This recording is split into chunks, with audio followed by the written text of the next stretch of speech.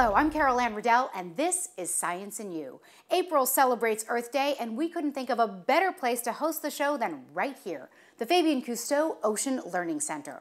We'll sit down with Fabien a little bit later in the show, but first, Ari Goldberg takes us to Staten Island and the Greenbelt Native Plant Center, where thousands of New York plant species are being pampered and preserved. Take a look. I'm Ari Goldberg for Science and You. You might not know it to walk around the streets of Manhattan, but New York City is actually home to a wide variety of native plant life. And what they're growing here at this facility in Staten Island will go towards maintaining that diversity. There is a lot of diversity in New York City. Originally, from the best knowledge we have, we know that it probably was around 2,000 species. And our best estimates of what's left is 750 to 1,000. So maybe a half, maybe a little bit less of those species are still here in very diverse environmental settings. Maintaining that diversity and making sure it doesn't die out in the face of urban development is what the Greenbelt Native Plant Center in Staten Island is all about. We visited right at the start of the growing season and met Ed Toth, who has been the director here since they started. We're what I like to call a conservation nursery. We grow native plants to be put back out into natural habitats in the 5 boroughs of the city for land management and restoration of functioning ecosystem. This focus on native plants, as opposed to farming food or growing decorative plants, is what's unique. It's one of the only city-owned native plant nurseries in the country of this scale. So if the city wants to put down grass on the Belt Parkway or fill in a section of Prospect Park with bushes, it has a repository for the region's natural flora at its disposal. Our seed bank is much more like a savings and loan. It's a place where you can deposit, you can go out and collect these things, and you can safely put them away and withdraw them when you need them. And the thing about the seed bank is that we maintain optimal conditions to keep that seed alive and viable and in good shape. And that's really the heart of what our seed bank is. So for instance, in just a few weeks' time, a large amount of beach grasses are going to go to Coney Island. As you know, Coney Island and the Rockaways were devastated by Hurricane Sandy. There's only one species that grows on those dunes, and we grow it here, and it's going back out onto that site now. Of course, before you can grow enough plants for a city project, like these beach grasses, someone has to collect the seeds. Heather Lilliengren is the supervising seed collector. Our main goal is to bank the entire flora of New York City. So there's always new species to be found, there's always new collections to be made, so there's never sort of a boring day out in the field. So for our seed collection program, we travel in a 50 to 100 mile radius of New York City. So we travel within the 5 boroughs and then 3 different states and 25 different counties. And that's considered our local native flora. What does it actually mean when you're out seed hunting? Are you on your hands and knees in the middle of Central Park digging through the dirt? Well, we do not collect in Central Park because Central Park is a man-made park. We're collecting in natural areas. So we are either, slogging through a swamp or a salt marsh. We're up in upland forests in New Jersey.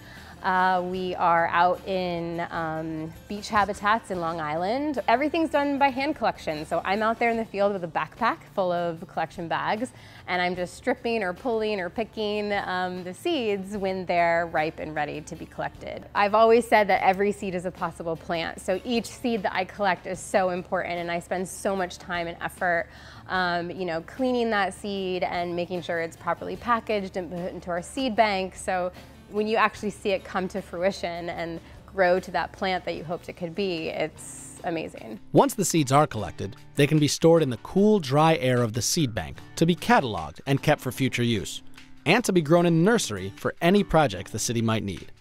The bulk of our seed collections happen in the fall, so a huge amount of seed is coming in the fall. All winter long, we're cleaning that and processing it and putting it into our seed bank, and then, as I said, all this production that you see starting to come out in the house now had to be pre-treated. Basically, it needed to go through winter artificially so that to trick it into thinking it was spring, and so it would start to grow. This is where they've been able to sustain themselves no matter what we've thrown at them. And there's those tough, New York City native species that belong here, and we need to keep that space for them and keep it healthy, and remember that without the plants, we cease to exist. From the seed bank and nursery here at the Greenbelt Plant Center to a city park near you. For Science and You, I'm Ari Goldberg. And joining us now is ocean explorer and aquanaut Fabien Cousteau. Oh my gosh, Fabien, thank you so much for having us here. My pleasure. This is really terrific. It's a fun time, and I'm glad to be here. Well, thank you. Now listen, for people who might not be familiar with the work you're doing and what you do specifically here at the Ocean Learning Center, can you enlighten us? Well, the Ocean Learning Center is a vehicle that was created to be able to empower and impassion people around the world to care about the oceans. And we do that through several different types of programs, whether they be symposiums where you connect young people with other young people doing fabulous things for the ocean, or actually having activities, going out and restoring those coral reefs through 3D printing, or going out and doing mangrove plantings and really learning about why those things are important. More importantly than that is why the ocean connects us all and why we depend on the ocean's health for our very own. And I want to touch on that again later, but first you mentioned the coral reefs. I know you've been working on coral reef restoration. Can you explain what coral bleaching is? Is it what it sounds like? It's, that's a very complex event, but one that can be symbolized by the bleaching itself, which is that white coral that you see on all the pictures. Coral, as you could probably tell from back there, is a complex set of organisms. You have soft corals, you have hard corals. The ones that typically are the poster child for coral bleaching are the hard corals. And that in itself is a symbiotic relationship, meaning a partnership with the fleshy stuff on the outside, which are zooxanthellae, which are little algae, or little colonies of animals, if you will, and the stony stuff, which is the structure or the building material that creates coral reefs. So tell me why this is something we need to be concerned about more generally. Well, I mean, coral reefs are the underwater cities. They're a place that is not only a storm barrier for us as human beings, so when a hurricane comes through, you have that primary barrier that buffers a little bit of the storm surge, but on top of which it's also a colony, a underwater city that caters to hospitals, restaurants, sleeping quarters, and so on and so forth for millions of animals. And also getting back to what you mentioned before, we are all interconnected. So when the health of our oceans changes, it can affect the rest of us. Well, essentially, the coral reefs are and the effect on coral is the repercussion to what's happening to our oceans. And we should pay attention to this because as a canary in the coal mine is an indicator of what's going on in a cave, the coral reefs are an indicator of the health of our oceans. And all this is due to our activities. Right. I know you've talked a lot about sort of we're to blame for much of this, the issues of overconsumption and what else? And well, climate change? overconsumption of natural resources, first of all. So overfishing and doing it in very poor practices. Clear cutting the bottoms of the ocean, for example. Why are we still hunter-gatherers in the sea when we've been farmers on land for over 10,000 years? We should be farming aquaculture in sustainable ways to provide that sustenance for people. So that's number one. Number two is pollution. We are oozing pollution, whether it's hard pollution like plastics in our ocean. We have over 34,000 pieces of plastics in a square mile of water in our oceans. That's enormous. That's how big the problem is. Or things that we don't see, the chemical runoffs of on our lawns, in our industry that are just dumping that into the water and we don't even see it, and it's permeating that ecosystem in a way that we're actually literally eating our own garbage. And then finally, of course, the global problem of climate change, which is a huge issue, of course, of consumption of fossil fuels, which is fueling acidification in our oceans, which is warming up the oceans in general, which of course is also having very fundamental repercussions on ourselves with weather patterns and such. Now, I know that one of the things you've also been working on is helping sea turtles. Yes. Are the problems that are occurring with sea turtles related to the same things we're talking about? Well, sea turtles are affected in various ways by those three repercussions of our actions. Sea turtles are fantastic because everyone loves cute, cuddly sea turtles. Who doesn't love a sea turtle? We've all seen Nemo, right? Crush is awesome, surfing on the currents. Yeah. But the reality is that sea turtles are getting really affected by things like the papillomavirus, which is an echo of the pollution that's being put into our ecosystem, and the papillomavirus is growing on their eyes, in their organs, and eventually you have to euthanize the animal or the animal dies on its own. In other cases, they're choking on plastics because the quintessential example is that they think that plastic bags are jellyfish, so they're eating the plastic, thinking that they're eating jellyfish, their natural food source, and they're choking on it, eventually not passing it through and dying of starvation. That sounds terrible. Oh, the laundry list goes on and on. Sometimes the examples are even more gruesome and terrible than this. But the reality is that what's happening to sea turtles, what's happening to corals and other organisms in the sea is actually happening to us and our children. Tell me more what you mean by that. That's distressing, but important. The short version is very simple. The chemicals that we're putting in our ocean, the plastics, which are a fantastic attractant to all sorts of nasty chemicals beyond what they already have inside, which are obviously detrimental to our health, are making their way into the food web. And then we're eating, quite literally, the fish that are eating those plastics. Right. And so we're getting higher rates of cancer, we're getting higher rates of learning and behavioral disabilities in our children, and we're wondering why. The reality is we're polluting our life support system, and therefore we're polluting ourselves. It's really interesting, and I think often we don't think of it that way. It seems more distant than out of sight, out of mind. Yeah. And that's the problem. We think that our ocean world is an infinite resource, and we can treat it as a garbage can without any problems. Thank you so much, Fabien. And we'll hear more from Fabien a little later in the show. But first, we check in with Marieve Amy, who found a photographer using images to document just how poorly we treat our oceans. This planet is livable just because we have a living ocean. So as we continue to impact the ocean with pollution, with overfishing, and with climate change, the ocean is losing its resilience to provide the incredible services that we depend upon. When it comes to conservation, a photograph can inspire us to act. Cristina Mittermeier, marine biologist and award-winning photographer, co-founded SeaLegacy. The organization uses the power of photography and social media to save our oceans. It doesn't matter where you live on planet Earth, the ocean has a huge influence on your life. It produces half of the oxygen we breathe, so every second breath you take comes from plankton in the ocean. And the ocean is really important because it's the moderating force that buffers our climate. I started as a scientist because I thought that that was the way to communicate. And I wrote a few scientific papers, and I was shocked to see that nobody reads scientific papers. Nobody really cares to understand the data. I stumbled upon photography by accident, and I realized that when you show somebody a photograph, it's so much easier to begin a conversation.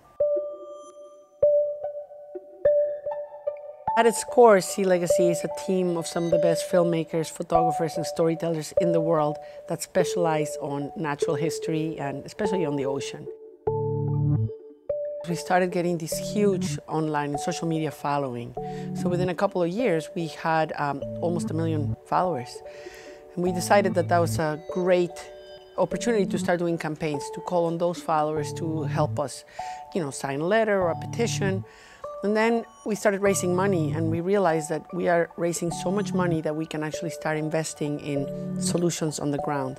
So we're investigating aquaculture projects or empowerment of women in fisheries or restoration of reefs so that our followers can see where their money is actually having a physical impact in making the ocean a better place. My partner, Paul Nicklin, is probably one of the best nature photographers of our generation. He's won every award and he's been published in every magazine.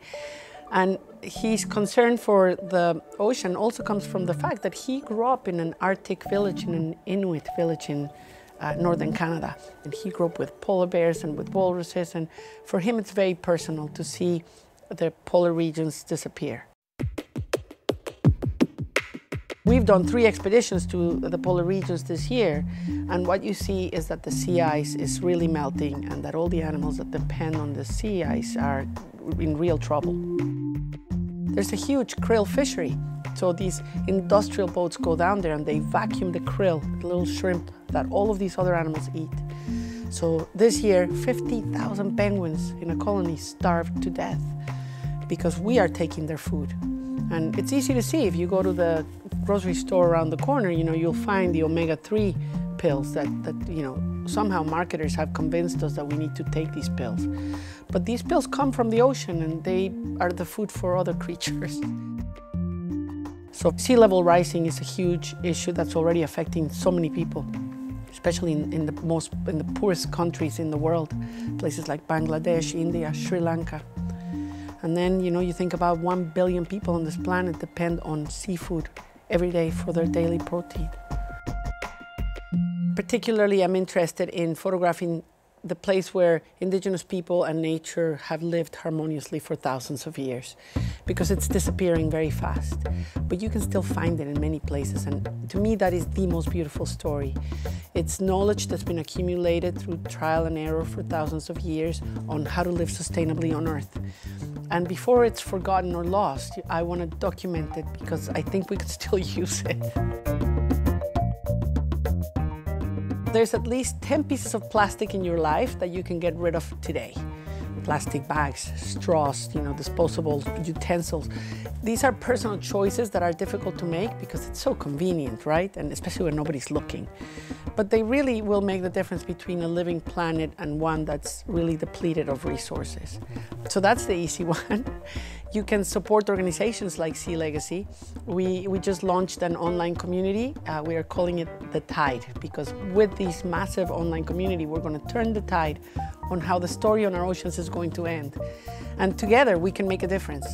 We're identifying places and projects where we can actually go, and with everybody's help and support, we can make enormous difference in people's lives and in the fate and health of our ocean.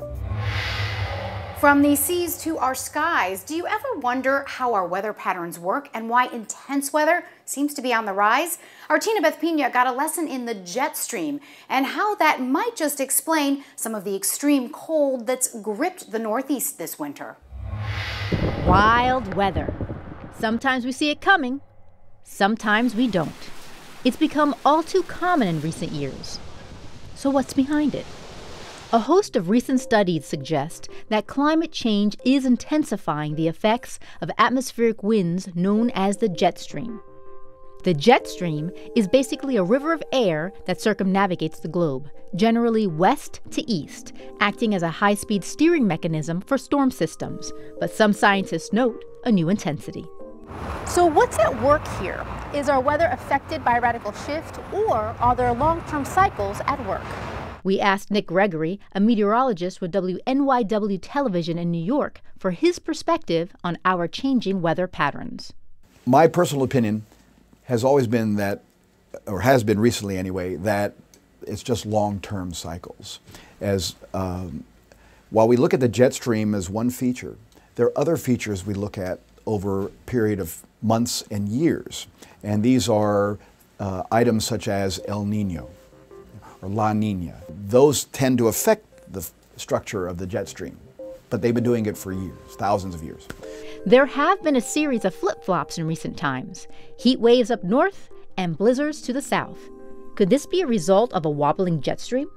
The jet stream will control those type of changes. When we see the jet stream move up and down in a various position, it can allow that hotter air to move into places that are not used to it, and it can bring that colder air down to the tropics. I think what you find in areas that are not used to some of these records is that sometimes our memory is short and we don't remember what necessarily happened back in the 1930s and 1940s. Many climate scientists claim these extreme weather swings are results of global warming.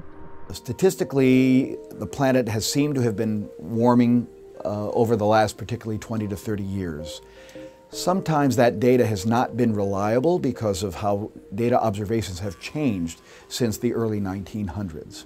So I think that the transition now has been towards more of a global climate change theory.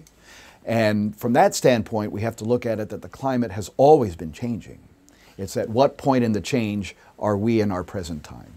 Is there technology on the horizon that will assist with long-term forecasting? In recent days, we had a launch of a brand new satellite that was launched from NOAA. There's actually 2 of these modern satellites that are now in orbit. We'll have a much better look at the planet, a much better look at cloud structures, a much better look at the surface of the Earth, which we have not been able to do to this degree. So that's going to be a huge step forward in gaining data and knowledge about the Earth's climate and the Earth's day-to-day weather. When it comes to climate change, there's one thing all scientists will agree on. Research and debate will continue. For Science and You, I'm Tinabeth Pina. Welcome back, Fabien. Thank you. So we talked a little bit about what we do and how it harms the oceans, but let's talk a little more specifically about climate change. Well, when we get into a discussion of climate change, most people forget about the oceans. And the ocean is really a barometer for what's going on land. What happens is that the ocean absorbs 60% of the CO2 emissions that we deliver out in the atmosphere. It also generates a lot of the air, every other breath that we take.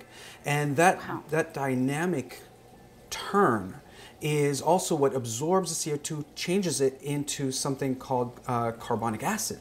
And that carbonic acid attacks calcium carbonate structures, which are shellfish, corals and such, and it's quite literally decomposing or thinning those shells and the corals. So speaking of the oceans changing, we've read about this giant iceberg that broke off in the Antarctic Peninsula.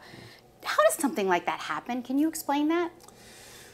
And is that normal, or is that sort of the course of nature, or is that something else? Icebergs typically break off every so often. The problem in the last 3-4 decades is that they've been breaking off faster and faster and in greater chunks and in greater numbers. Right. And those are key indicators of what's going on in terms of the temperatures rising as a general rule.